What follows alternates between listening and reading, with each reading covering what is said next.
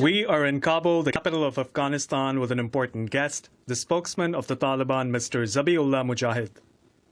We will have a very important interview with him in Kabul. The eyes of the world are upon us at this moment. What will happen next? What will happen after the 1st of September? Who will go and who will come? Now, I want to continue with the airport, which is an important issue. The prospect of operations has been talked about a lot. You, the Taliban, had an offer for Turkey. And then Qatar was involved. How do you intend to navigate around this? Did you have a meeting with the parties? In other words, how will business be run?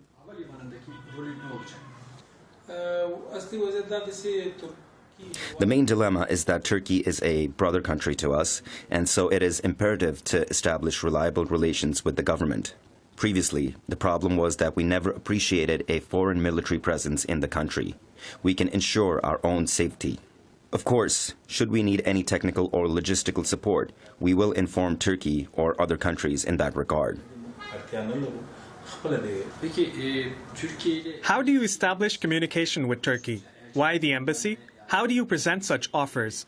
President Recep Tayyip Erdogan said that we want contact with the Taliban, and he actually said something that was very important. You and your friends have repeatedly said that the Taliban will have good relations with Turkey.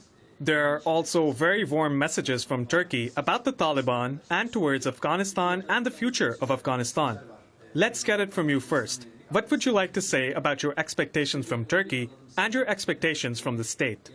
And the further development of bonds between people and the situation at the airport.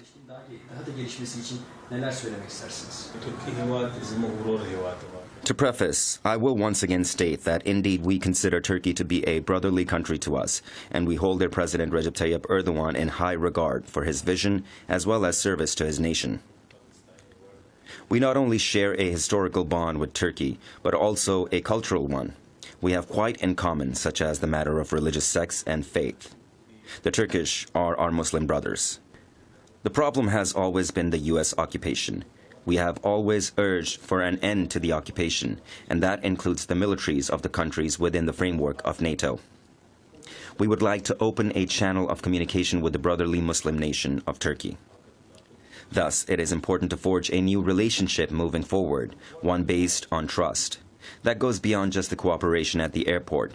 I'm referring to a range of issues where we can work together, which includes education, commerce, and economic development.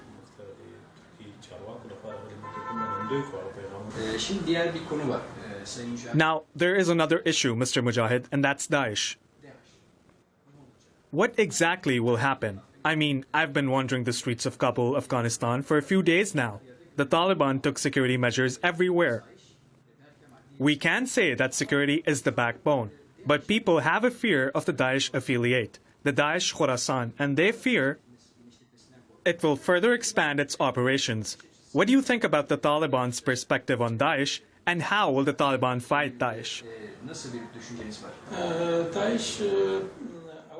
Well, first off, it is important to understand that Daesh in Afghanistan is unlike that in Syria and Iraq. The Afghan people themselves will push these groups out once the Americans leave. To better understand why some can absorb the mentality of groups like Daesh, there are two reasons. One is, of course, the American occupation, and the other is the lack of an Islamic administration. Once the occupiers have exited, there will be no reason left for Daesh and other such organizations to exist here any longer.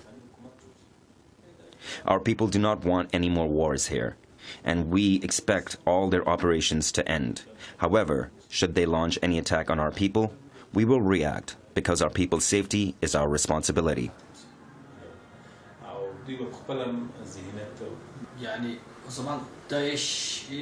Well then, Daesh will no longer have any responsibility here because, for example, 5 rockets were launched at Kabul airport in the morning by Daesh.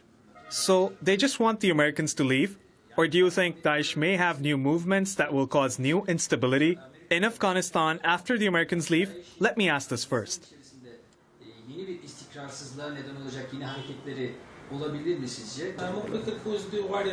These recent attacks have been to show a display of strength and resistance to the Americans. After the Americans retreat and an Islamic government takes hold, there will be no need for such ideologies to exist. Should they still continue to fight, the Afghan people will respond.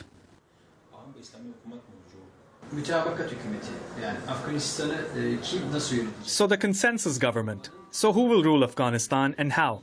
Who will be in the Taliban's current administration and who will not be included? How are these talks going? What is the situation of the groups resisting the Taliban in the Panjshir region? Will they be included in the government? And who will head the government? Can you give us a hint?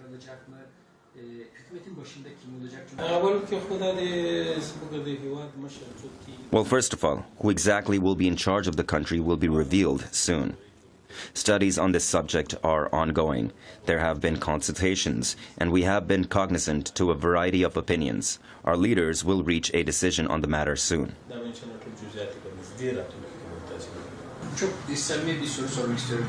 Okay, I want to ask a very sincere question, Mr. Mujahid. There are incredible expectations from the Taliban. In the new era, these are the messages that you are giving. We will act together with international actors, and no one needs to be afraid, and missions can be conducted. People in the streets are wondering what happened to the Taliban. For example, it's not the Taliban of 20 years ago. There's a new Taliban. What happened? Did you change? Or was the Taliban always like this? How will the Taliban's strategic plans proceed from now on? Let me ask what has changed so far.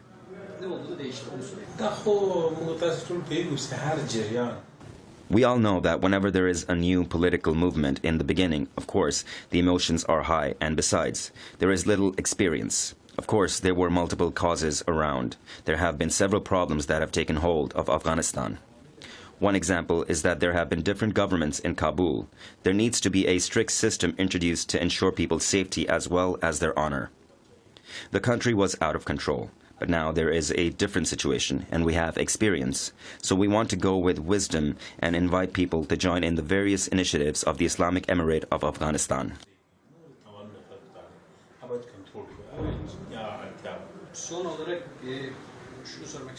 Lastly, I would like to ask, what message do you have for Turkey and the Turkish people?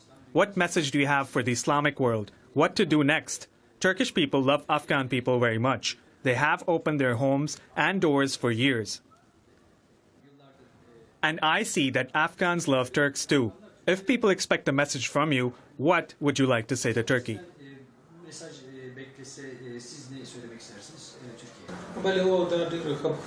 Good question. Well, we would like to present a message of brotherhood to the people as well as government of Turkey. Everyone in Afghanistan views Turkey as a brother country and wishes to develop good relations. We have always had positive historical ties with the region, and they are our Muslim brothers. Whatever benefits Turkey, we are always happy for them. Our people rejoiced after the failure of the coup last year, when the ruling government averted the great disaster and continued to serve its people. We shared the joy of the Turkish nation and are proud of it. Turkey is aware of this, and we want to establish a healthy relationship. We are in contact with Turkish authorities, and information will be shared on this matter. We truly admire Turkey and the government wholeheartedly and have great respect for President Erdogan.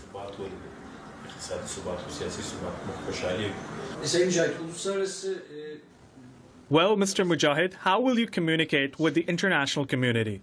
In other words, what kind of relationship do you intend to establish with Western countries, the Islamic world, and the Arab world? As you are aware, Afghanistan is finally coming out of a 20-year war. But in totality, our nation has been through 40 years of war and strife. We need peace now, and for that we need international support. Our feelings on this issue are as follows. Let's have good relations with all countries and the international community. We want good relations with all Muslim countries or neighboring countries. Despite the fact that we have fought with Europe or America, we still want to establish a relationship with those countries. We want to establish good relations with all countries, and we want compensation for these 40 years of war. We would like to have dominion and sovereignty over our territory, and Islamic as well as Arab nations are important to us. Arab countries assisted us in defeating the Soviets, and so we find it imperative to establish good relations with them. When it comes to former military and police personnel, we have declared a general amnesty, as these people are also from this country. We understand that they did wrong, but we would like to forgive and embrace all people of this country. They do not need to be afraid, and we will do our best to keep them here. Women can work within the Islamic framework if they want. They can work in administrative jobs or in the field of education. They can work within the framework of Islam in high schools, schools, and universities. We want them to feel safe and comfortable going out and working.